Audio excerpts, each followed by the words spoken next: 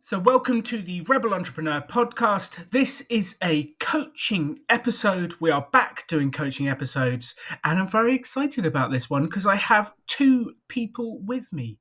So, welcome to the show. We've got James and Steph. Please welcome to the Rebel Entrepreneur. Hey, well, thanks for having us. This is super cool, and I'm glad that we could connect. Yes, very excited to be here. I can't wait. This is going to be good. And you had some great questions. You sent me an email with a bunch of questions, and I love it. And I wanted to help. And I'm finally back recording podcast episodes again. So I thought, well, let's just set this up, make it happen, and let's do it. So I think the first step is tell me about your business and what prompted you to message me and the show.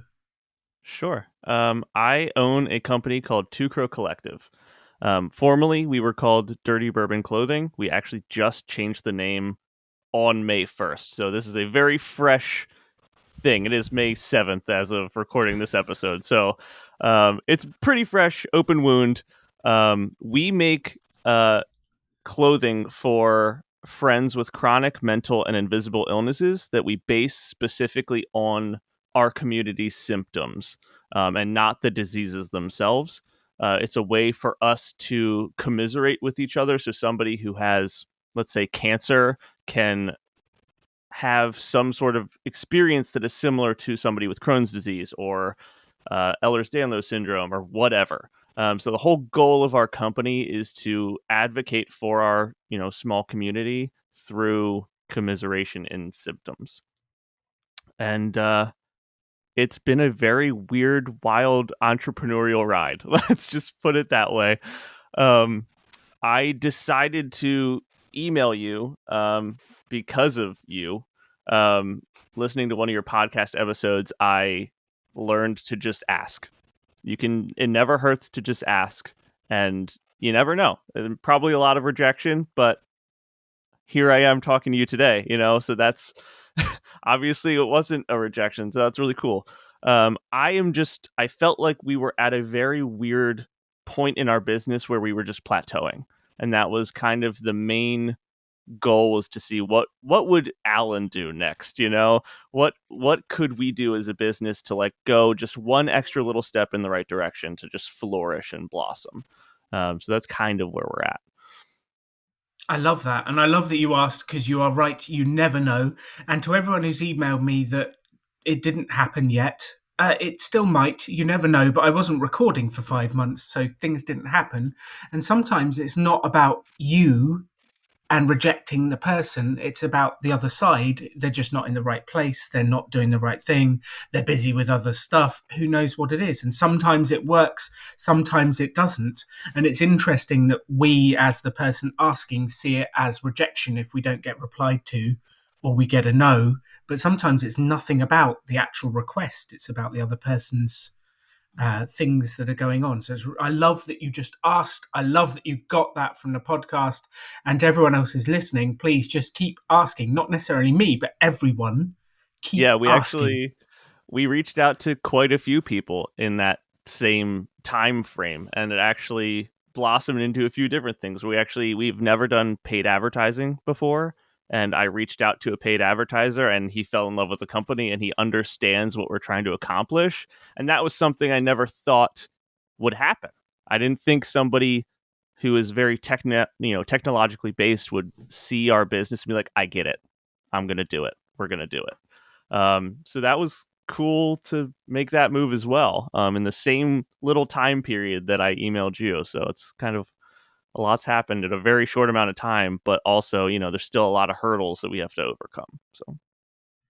So just so everyone can see what you're doing, what's the website that they can see your products? How can they have a look at it alongside us listening on the podcast? It is just twocrowcollective.com, and it is spelled out TWO crowcollective.com. Awesome. twocrowcollective.com. So they can see your t-shirts, they can see what you're doing.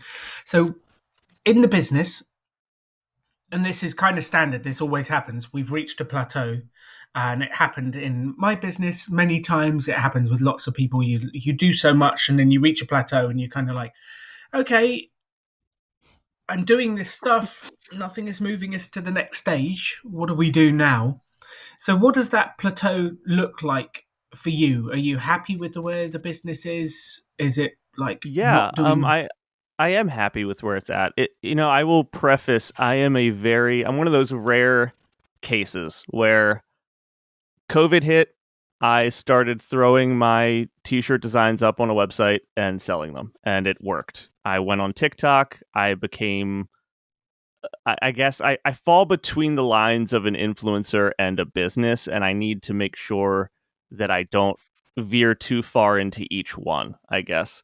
So the first year we did $100,000 in sales, which is crazy.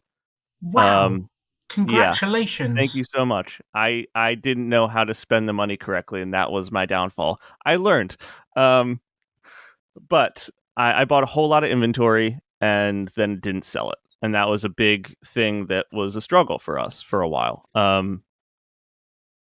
The reason we changed the name, I guess I should preface this as well, is Facebook, Instagram, TikTok have all squashed our reach because we had bourbon in our old name. And obviously, bourbon is an alcohol, and they thought that we were selling alcohol and not t shirts. And that was a big issue to just get out to new people. So that's kind of where we got. We reached a point where we were selling a lot to the same people over and over and over again, and they got burnt out from buying, and then sales went down, and we weren't reaching a new audience anymore. So that kind of triggered the reason to email you and to reach out to paid advertising and try to get our name out to some new people without sacrificing the community that we've built. And that's kind of the big kicker. Um, I like to believe that we are advocates first and selling t-shirts is the secondary. Obviously, that is what fuels our fire. It pays the bills, it gets us through. But we are advocates. I have a chronic illness. I have Crohn's disease. I'm anemic, and I have a slew of mental health issues. Steph has some stuff too. I don't know if she wants to disclose or not, but I'm not going to speak for her. Um, so it is very much, we are integral parts of the community that we're building, and sharing stories of what we've been through with our community, and they're sharing it with us, and we've just built this little amazing group of people that love and support each other endlessly, and it's just amazing. It's amazing. And bringing that to a bigger audience is scary, and that's kind of where we're at. And in that vein, we do have, I know you've talked before about like is it 1,000 true fans, 100 true fans? I think that James has built that community. There is a community there of people that support every release and love everything that comes out. And it's wonderful, but it's spreading that message because we see how much good it does those people. So it's getting more into the fold, into the flock, and creating more of that goodness. I love that. I love that because the more people you can reach, the more you can help people to deal with the challenges they have in their life and to, yeah, think about it in a different way. Okay, cool. So, one of the things you said, which I'm curious about, is you had the influencer and the business or the salesperson, and you didn't want to go too far the other way. And you were a bit worried if I go out and get a new audience, I'll offend the existing audience. Or, I paraphrased, you'll Yeah, a little bit. lose the existing I audience. think I think people originally bought stuff from me because they liked me. And I spoke really honestly and openly about what I was going through. So originally the shirts that I was designing were my symptoms. So it was easier for me to sell them. We kind of pivoted a little bit into creating designs for other people's symptoms so that they could feel seen and heard as well. And so now I'm marketing something that's not truly like a symptom of mine, but a symptom of someone else. And that's difficult, and it's still great. I still love what I'm outputting as a product. That's not the problem. I think my concern is if we start pushing our product to a cold audience who doesn't really know the community, that then are we kind of like sandpaper a little bit, like with our community? Like we have this whole audience who might just like shirts because they look cool, versus our community that we've built surrounding the meaning of the shirts. And I think that kind of the business side is, well, sell shirts, that's your job, make money. Whereas the influencer advocacy side is, well, we want to help people. And I think that they kind of could potentially be counterintuitive in ways, but also, I don't know, like that's kind of, maybe that's my own mental illness, like saying, doubt, great. But, it's kind of just a tricky little thing, because if I go the full influencer route, I am selling for me. I'm selling me, not a shirt. Whereas the business is selling a shirt and not me. And I think it's just finding the balance between the two. I always have this thought that why does it have to be either? Why do you have to be a business or purpose? Can't you be a business with purpose and go out there and do it? And actually every shirt you sell does something good, raises awareness, supports the community, allows you to get out further, to do more, to do different things. And I think when everyone hears about Rebel Business School, my business, like that's always been what it is. Every course I sell enables me to help 100 people build small businesses and to make money doing something they love. So why does it have to be separate? I don't know. And I actually think, as you were talking, my thought was, well, talk about your symptoms, put that out there, continue to be an influencer, maybe even then do it with someone who's got the other symptoms that you're now putting on the t-shirts. Maybe there's other people who can come on and I don't know whether you said TikTok, you said different things, but maybe they can come on short videos with you. Maybe there's short things you can do. Maybe there's podcast episodes where you go deeper into it. So you're building the podcast or building the community stronger in different ways. You're sharing it. I don't see why it has to be a different thing. You can build that stuff, talk about the symptoms and sell the t-shirts. And that's what makes everything happen.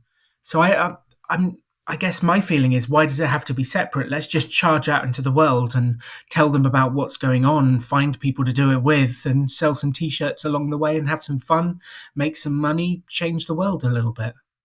Yeah, it's a lot, and that's like, to be honest, I think that's the fear is, I do have Steph, and Steph's great, but Steph also has a full-time job, and I can't rely on her to do like everything with me. I'm the sole guy, and I don't use a third-party service. I am the guy who screen prints the shirts in my garage by myself. I heat press them. Wow. I fold them up. I fulfill them. I send them out. I used to do a handwritten note in every order. Not anymore. Like, that's something I had to cut out. And, I still do put a little insert card in there that's like, tells our story. So if somebody doesn't know, they will when they get their shirt. But it's a lot, and taking, it's also kind of like, how do we jump from here to hiring someone to help and have the financial means to do so? And we did a try doing some pre-order stuff in the past, and it was mildly successful. It wasn't like extremely successful as we had wished, but it did give us some return. But now that we've changed the name, I actually just purged all of our inventory, so we don't really have any assets to sit on right now. I'm printing on demand. As order comes in, I print it, I send it out. So it's a good flow, at least, as of now. But it's still just a lot of work. So taking the time to be the guy who makes content every single day on top of all these other things, plus now I'm working with this advertiser who I need to make sure what he's doing is good. And it's just managing all these little nitty gritty things to make sure the whole machine is functioning properly. Yes. And there is an annoying phase in every business's growth between one and that jump to 2 people, 3 people, 1.5 people, whatever it is, like that next bit. And the annoying phase is when it's a bit too much for you, but not enough for 1.5 people or 2 people. Yeah. And like, you're like, do I do it? Do I not? And I remember that phase very well, because I was running all over the country, running courses. and then you'd go back to the hotel and answer the emails and do the invoicing and do the accounting afterwards, and then you'd wake up the next morning and run the course again, and then you do this and you do that, and then occasionally I would get Katie to help me with my receipts at the weekend and my accounting because they would all Hey, build up, and she'd be my like, wife does the same thing. "Yeah, you leave So them in a mess, Alan. You leave my account." She was so annoyed, and I can understand why they were in a mess. I did not keep on top of it. Uh, so there's that annoying phase, which I get. I guess several questions for you. There's different routes to go. One is you outsource the delivery, which that will change your entire model because at the moment you're printing them in the garage, you're doing the stuff, and then you're sending them yourself. But that is a possibility. Two is, do you have a neighbour's kid that can come in and help you for 2 hours on a Saturday? Do you have a maybe honestly, there's a lot of kids in the neighborhood. I just moved. Like it was whirlwind of a year. Like I had a kid, I moved out of state, and I don't know anybody in where I live right now, aside from my in-laws.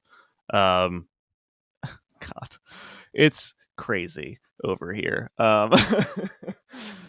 But yeah, there is potential there. I do have a lot of screen printing friends, and I have outsourced some printing to other shops before. Again, they all live about 18 hours from me now, so there's that. Still doable, but I think it's come down to part of our sales funnel, and what is our upsell is we print on really good quality shirts. We print really extremely soft t-shirts, and for people in our community who have sensory issues, they tend to love what we do. So I do very hard quality control, and the shops that I've worked with previously have not lived up to that standard in the past. So it's the fear of, okay, if I go with someone else, I need to make sure that they're going to output what I need to the quality that I need and the standard. Fulfillment wise, I could outsource that to someone, but I would still have to manage that process differently now. That's just something we could do. because then you've kind of got a choice. Do I scale the process that I have at home, or do I outsource it to someone else, which is kind of scaling in a different way? Um, my thoughts are, I feel like, because I've had this pain with t-shirts. I've ordered t-shirts for different businesses and they come in at different qualities, different styles. One of them came in so thin and like falling off people's bodies. I was like, I cannot legitimately give this away. I feel embarrassed about this. And we lost however much it was, £1,000 on this printing run. And they were not, yeah. So I could feel the pain, and it's actually a real challenge. So part of me goes, like, you need to find some friends in your local area and just try and hire a kid, like put a sign on the lamppost. Local at-home business needs help for an hour. Like join a local group, ask a few people of the neighbours. That you just, it feels like you're the kind of guy that has this big heart that wants to run this small business that makes a difference and does it together. So why not get someone who comes in and helps you? And maybe to start with, it's not as productive because someone learning what to do is always a little bit slower to start with. However, you're doing 15 t-shirts an hour instead of 10, and you have a little bit more time to be able to do the content. And then at the end of it, you're there recording content, and the person that's helping you is doing the t-shirts and printing them. You can hear the thing in the background as you do your audio. Who knows what it is? But you kind of have this energy of doing it together. And you've also got a time doing things with someone. And when I first hired Henry, he was the first person I ever hired. It was amazing how productive we were afterwards because he showed up every day. And by the fact he showed up, it meant I had to work every day, and my productivity went through the roof. Yeah, I get that. I absolutely understand that, because there's days, I wake up late on purpose because I own my own business and I can do that. Or the baby kept me up all night. That's a different story though. So, Yeah, no, that makes sense. That makes total sense. I mean, I also guess I could do it on the opposite end. I could hire someone to help me with content, have a guy standing there filming me printing the shirt, and then have them edit it on the back end. And then I don't have to. I guess that would probably be the easier way in my brain. But I love that. That was the second person I hired, who was called Jack. Uh, Basically, I went to a friend who was at college. He taught a college class in media, and I said to him, "Who's your top student? Who's your best student?" And he said, "There's this kid called Jack. He's very good. He works at Boots, which is like the local pharmacy in the UK, like a CVS." And Jack hated being at Boots. He wanted to escape and do video. And I said, "Well, come work for me." And like each day, hold the camera, film some stuff, and then put a video out. And he loved it. He absolutely loved it. And it was his first position. And I loved it because, again, we were creating something every day and it made us put stuff out there. So there's no reason why you can't find someone who's got a passion for using social media, cameras, creating TikTok videos, editing stuff. Find a local person that's got passion. Speak to the local college and say, "Is there someone that I can hire on a Saturday morning to help me film 3 videos? That's my week's content, and I do it every Saturday morning," or whatever it is. You can structure it yeah, however you want. But I just think you need to get flexible in your mind as to what this could look like, because the person you need to help you get to the next stage, if you don't have the time to do it, does exist in your area. We just have to find them, gotta work find with them. them, and get them excited about your mission. I agree. It's just I don't know anyone here, and that's kind of the biggest thing. Aside from a few, very, very few limited people, but there's social media. There's ways to reach out. So I guess that's step one. When you say a few very limited people, are you calling the people limited or the number? The It's a numbers. bit mean. No, that was not a mean comment. No, like I only know a very small number of people in my area because I just moved. Throw a welcome to the neighbourhood party. Do something to meet the neighbours. Invite them round for pizza. Like, do something to find the people. Like, I understand the issue. I completely understand the issue. It's also a solvable one, and I bet you Steph's nodding. I bet you Steph knows like 27 ways to build a community and find people in the local area. It is a solvable problem.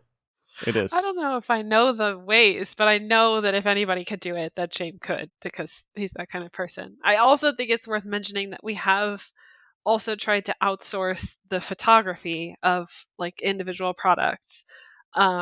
And did kind of like a program where if we send you the shirt to model, you send us good pictures.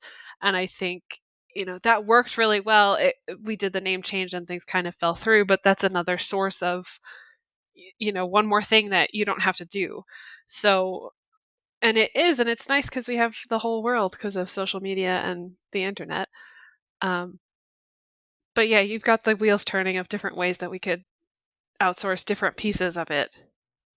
Which Steph inspired me, and building on Steph's thought is, could we find celebrities who said they have the different diseases and challenges that you've spoken about, the invisible ones? They've spoken about it, and message them and say, "This is what we're doing. Can you support us to get the message out and help more people?" I bet you there's people out For there who've sure. done Oh, that. for sure. We've definitely worked with a couple, like bigger influencers than me, that have other diseases. And we've done like shirt campaigns with them where they'll get a link and they'll get a percentage, or we'll donate a percentage of that sale to whatever charity they want, or to somebody. Like I'm actually working with a friend right now, Christine. She was the first chronic illness friend I made when I started TikTok. So she's like the OG friend of mine. Um, and she has IBS and she runs a little podcast herself, called my IBS Life, and they're great. She's amazing. So she's been a huge supporter of mine, and she's worn the shirts and taken pictures and posted about it, and that's been really helpful. Word of mouth, honestly, is probably the strongest thing for our business, more than anything else. Um, when somebody falls in love with our designs, they come back again and again and again. So, like, our return customer rate is over 60%, which is crazy. That's insane. That is phenomenal. Congratulations. Thank you so much. Thank you. Which leads to something I think that we wanted to talk about, which is, how do we help them spread the message? We've talked about like a QR code people could scan and business cards, which seems really outdated at this point. Like, do you have any ideas for when somebody says, "Oh, I really like your shirt. Thank you. I got it at Two Crow Collective." What's that? Oh, like what's next? How can we empower them How do we to, finish that conversation? get there? I was thinking about this, and like it's great. It depends. So, is the person interested in the t-shirt or the mission, which is a bit like Jane was saying at the start? If it's the t-shirts, it's like check out the t-shirts and have a look. But if the person who's doing it actually has like, okay, like this t-shirt actually means something to me, that's why I wear it, and they're telling the person about the t-shirt, maybe there is something about the mission. Maybe there's a video about the mission. Maybe there's an episode for each of the diseases you talk about, that you've got someone who talks about it. Maybe there's a TikTok video, a short video that you send them to. Like, if you want to understand it, watch this short video. It's 3 minutes long. It's 1 minute long, whatever it is. But it feels like it's like people buy into the vision and the energy. And if you just send them to look at the t-shirts, they don't understand you and what you do and how you're trying to help people. So it feels like, I don't know if you ever heard of Millennial Revolution. They're like financial independence bloggers. And on their front page, they have a video of Christie abusing boomers for bad advice. Buy the biggest house you can, stay in the job you want, all that sort of advice. And that was their initial thing. And that told people about who they were and what they were doing. And that was the video that they had on the homepage and that spread. And it feels like you need something. Yes, it's about the t-shirts, but it's not really, is it? It's about the message. It's kind of both. I think that the way that our designs function are, originally we did American traditional style tattoo designs. So if you know anything about that style, it is very easy to understand what you're looking at. It is just very simple line work to showcase the image. So one of our best selling shirts is a droopy little sunflower, and it's super sad looking, and it just says "I'm okay." And that's something that in our community everybody says. I'm okay. You just hide it. You're hiding what's really wrong, right? And it's kind of like a metaphorical thing. Obviously, like the emo community loves our stuff. They do. It's just very alternative emo goth scene type stuff. So it's something you'd see when you'd walk into a Hot Topic or a Zoomies or any alternative store like that. So for us to get the message out, I think people get it. I think people understand inherently. Like, there's two types of buyers, right? There's people who like the shirts, and there's people that like the mission. And I think that we do a really good job at converting people who like the shirts into liking the mission.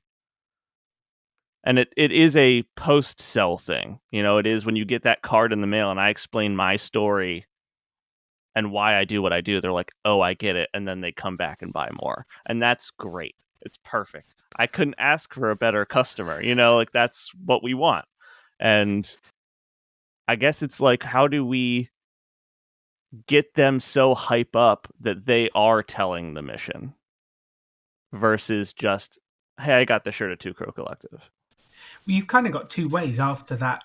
That initial conversation, Steph did a fantastic job of saying, like, that conversation at a garden party or whatever it is. Oh, I like your t-shirt. Oh, it's cool. I bought it at Two Code Collective. Cool. Like, where it goes from there.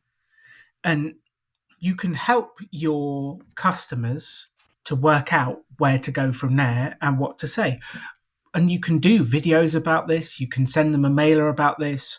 I'm really hoping you've built a mailing list of those customers so that you can talk to them. Steph's nodding, which makes me very happy, because you'd be surprised how many people come on the show and go, I've Yeah. sold lots of stuff and I have no way to ever reach these people again. But you can help those people who've already bought the t-shirts to go, okay, when someone asks you or says, I really like the t-shirt, here's 3 possible options. Or you could engage them on social media, and you think, what's the best way to say, like, okay, we've had like 5 ideas. Someone says they like your t-shirt, what would you do? Would you A, say go to Two Crow Collective and have a look at the designs? Would you B, say watch this video of James? He's ranting about whatever he's ranting about, and doing that. Would you C, do this? And we've got these options, and get them to like help you understand what they would do, what they would want to do. Or would you D, just quietly say, yeah, it's cool design, because you're a bit embarrassed and don't really want to tell anyone, because you actually want to say it's just all okay, leave me alone? We have quite a few shirts that say "Get out of my space" or "Don't talk to me." Like, so that tracks too. But yeah, no, that's actually a great idea. I love that. I do want to get more. We were working on a questionnaire to send to customers who have ordered, I don't know, 3 or 4 times or something like that, so that they could give us kind of ask them why, like what made you come back again, like a direct ask. And we haven't done it yet, so you're thumbs upping me, but I know that that's a thumbs in the middle probably. Well, it's a thumbs up for the idea. Now we've just got to execute on that survey and send it out and understand them and talk to them. And like, if you just speak to these customers, speak to as much as you can, and I bet you in talking to them, you'll have a million ideas of what to do next, where to go next. The more you engage with the customers, the more you understand them. And you have customers. What a great place to be in. Most people are like, how do I find customers in the first place? You have them. Let's understand them, talk to them. And I bet you just in the fact that they feel heard by you is going to help you share the message, is going to help connect with the audience and bring them in even further. So I'd say do that. Start listening to them. Get out there. Really speak to them. And I think the more you put yourself out there, the more you'll find the mission and the t-shirts grow. I know, and I'm sure I'm not the only one, as an entrepreneur, I have a very good and bad ability to come up with a million ideas.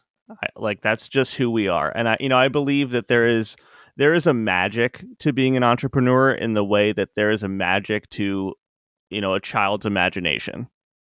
And I think that the ideas are endless, and it's kind of contingent on which idea is the one to go with and why at which time.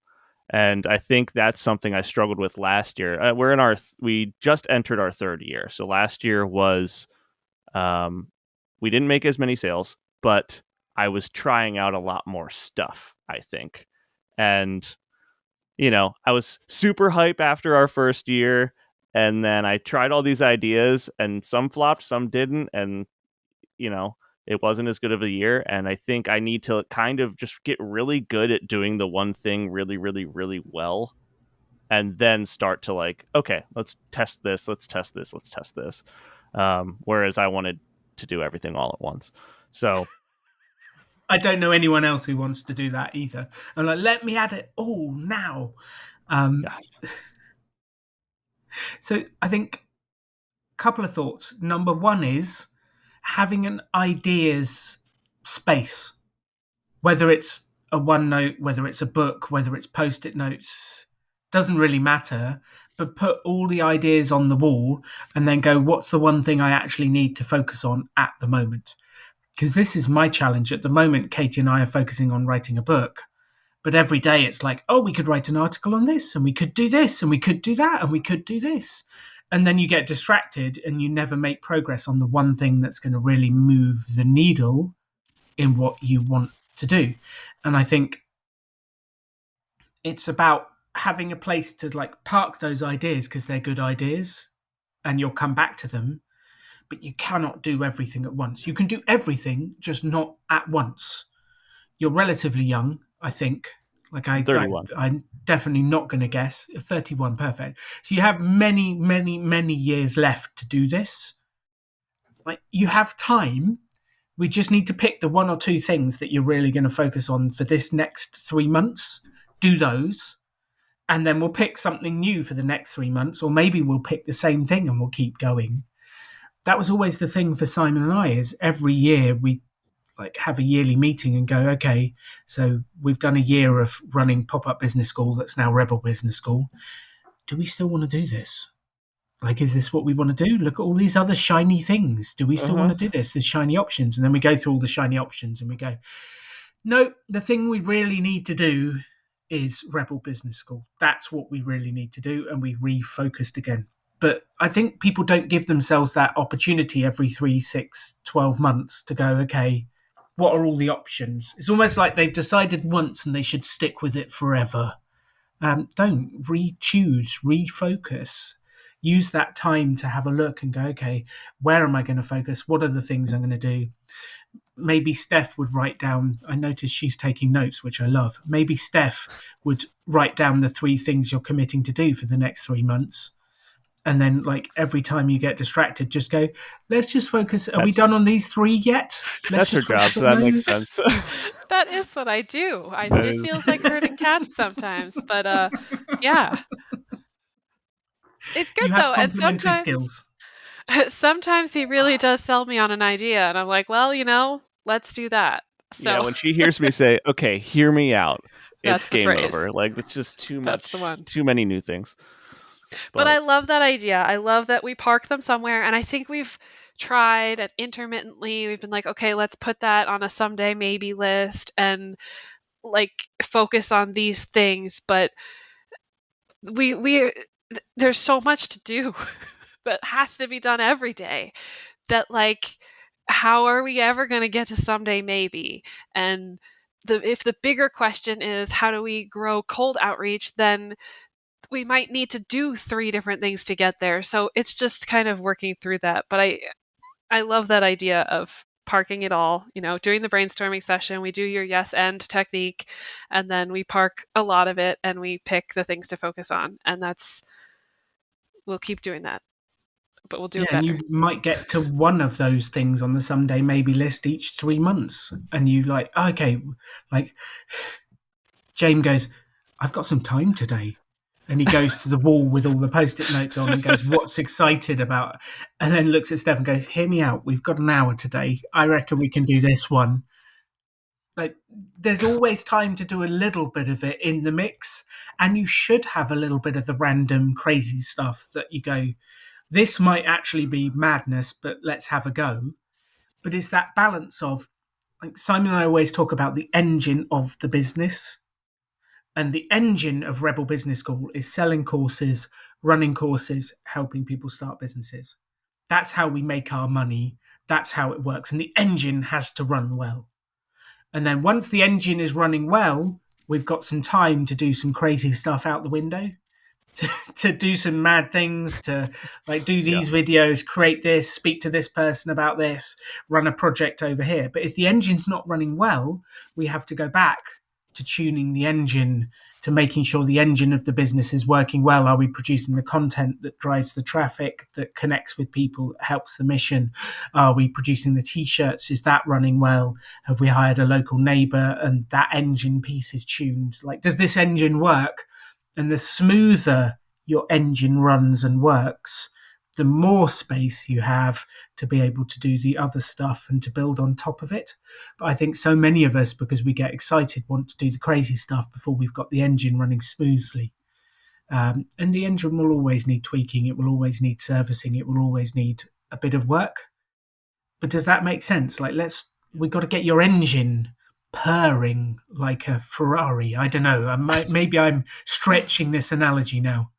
No, I think it's good. I guess I did have a question here that I guess we can go right into because it kind of is relevant. In our community, we talk about burning out a lot, and your engine can burn out.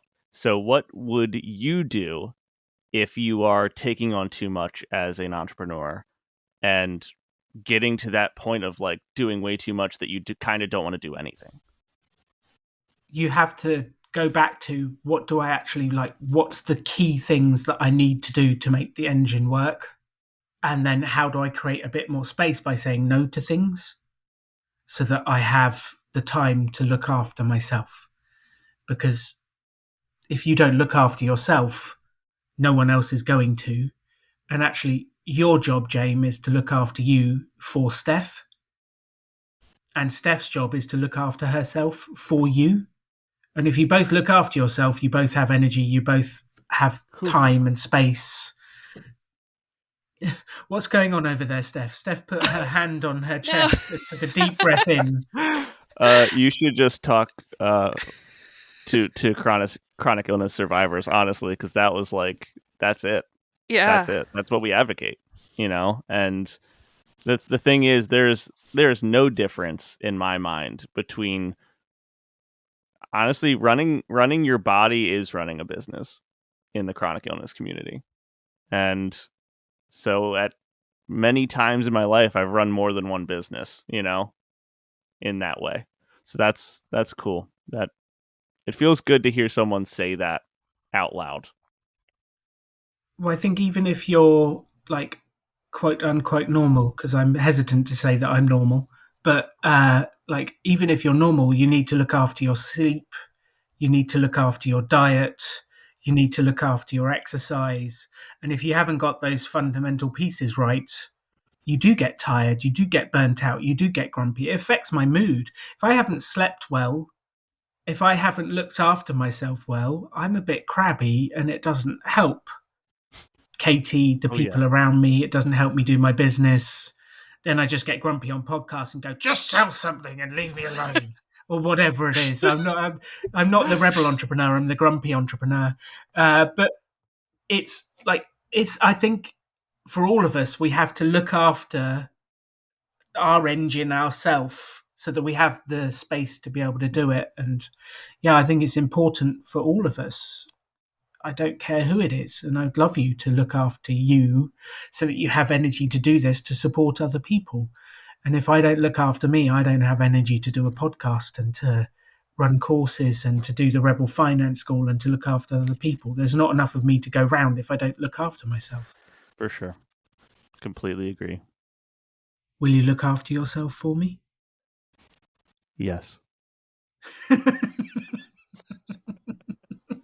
Goes for you too, Steph. Only because you said so. Silence. Steph's like, no, I'm good. I will. No, it's. I like that you said that you have to take care of yourself for another person, because it takes all of the guilt of, well, I need to focus on me, off of you, and says, well, I need to do this for someone else, so I can't possibly feel guilty for taking care of James, because that seems nice. So, it's a good mental reframe that I am going to print out and hang on a wall somewhere so that I remember it forever. I love that, because I have the same thing with Katie. I'm like, please look after you for me. Like, I can't fix everything for you. You have to do it. I will do everything I can, but like, don't feel guilty for taking a bath. I don't know, whatever it is, like spending relaxing, time, just like not doing anything. Honestly, doing nothing is so important. Just like 10 minutes, just sit, drink a cup of Katie has coffee. sensitive skin, so like putting on the creams and looking after herself is like, just do it. Take your time. Just take your time. Do it for me, and I will help where you want me to. But I always like, I do not feel guilty for looking after yourself. The people around you want you to be happy. For sure. Agreed. That was probably not the answer you were looking for, was it? Like, how do we deal with entrepreneurial burnout? I didn't know what to expect. I just kind of wanted to see what you were going to say, and I was 100%. That was great. I can't even. I don't even know what to say in response. Yeah. So I guess there it is. We're coming to the part of the podcast where I start to go, okay, so we've had a really good conversation. We've had lots of ideas. We've had chats. What do you think the top 3 things are that you're going to do following this podcast? I love that. Steph immediately pulls out the pen and goes to the notes. Jane Oh looks a God. bit panicked. Is like, what did we talk about? What did we just Somewhere talk between about? the two of you, yeah, you can figure this out. We are going to look at avenues to take some of the load off of my plate and put it on someone else's plate and get someone else involved in the business for free, potentially, or not, which is fine. I think we need to start smaller than because my brain goes, we should start big. We need to hire someone full time right now. And that's just not true. We need to just get someone in, stepping stone them up the business ladder. If they decide they want to do more, we can get them to do more. And hopefully that sales will show that, that's kind of the concern. Two, I think we make some sort of post or questionnaire or something like that for our current customers to ask them directly questions about what we should do next or what they want or what they expect from us or ways to just communicate better with them. And then number three, we talked about the word of mouth thing and perhaps having a place to send people. That seemed pretty relevant for us. Landing pages for word of mouth friends. Complete the conversation for them so they know what to say when somebody asks them about their shirt. Boom. Mike, I can't drop this mic. It's attached to my desk. Metaphorical mic drop. Yeah, if I had a sound effect for mic drop, I could play it. I only have a drum effect. That's it. Cool. So I think you have an incredible business. You've done some great things and you've done awesomely testing a bunch of ideas in year 2. So you've had some huge success. You've tested a bunch of ideas. Now it comes back to, okay, let's focus in on the basics. What worked? Let's do more of that. What didn't work? Let's just drop that for now and let's focus on it. And we've learned a lesson about buying stock and going to print on demand because that seems to work a little bit better for us. We've learned what to do. You've learned a huge amount of lessons. Now it's just about keeping going and having fun. And whilst you do, look after yourself on the journey, because there's no point going this issue is going to be around for a long time. So we might as well relax into it and help as many people as we can along the way and just look after ourselves along the way. And if you do that, you'll have a sustainable, fun business that makes a difference in the world. Capitalism as a force for good. That's what I always love. Force for good. Meaningful chaos. Meaningful chaos. So, James and Steph, if people want to find out more about you, where do they go? I know you haven't created the landing page that we've just spoken about yet, but at Two Crow Collective everywhere: TikTok, Instagram, Facebook. Our website is www.twocrowcollective.com. That's TWOCrowcollective.com. That's it. I love it. Thank you, James. Thank you, Steph, for coming on the show. And for everyone listening to this, please look after yourself for me. The worst thing we want in the world is a bunch of burnt out entrepreneurs lying on the bed going, I can't get up today to do what I do. Please look after yourself for us. If you look after yourself, if you get the sleep you need, sort out your diet, look after your sleep, look after your exercise, you will have more energy to put into the hours you've got. And I think sometimes it's this false fallacy of I have to work every hour. But you're working all these hours, but with minimal energy in them. And I would say, spend an hour looking after yourself, work a little bit less, but you have more juice, more energy to put into those hours that you're doing, and you will get so much more out of them. So to everyone else listening, please look after yourself for us. Thank you for listening. And also, eat that Jane donut. has a last message. I love it. Tell us. Eat the donut. It's important. If you want the donut, just eat it. That's it. Maybe once a week. I'm not condoning this as a daily practice. I'm just saying, if you want a donut, if you want mac and cheese, if you want, I saw you posted those Japanese pancakes. Oh my God. Oh, fluffy Japanese pancakes. Eat the pancakes, eat the donut. It's fine. It's good for you. It's good for the soul. It's temper it with a salad every now and again. Please look after your vegetables as well. That's but yes, eat the fluffy Japanese pancakes. They are amazing. And if you want to see those pictures, find me on social media. You will be able to see pictures of fluffy Japanese pancakes and all sorts of crazy food, Korean barbecue that we ate last night. Eat the food as well, definitely. But look after yourself. That's the message. I'm going now. Goodbye, everyone. Thank you for listening. Goodbye.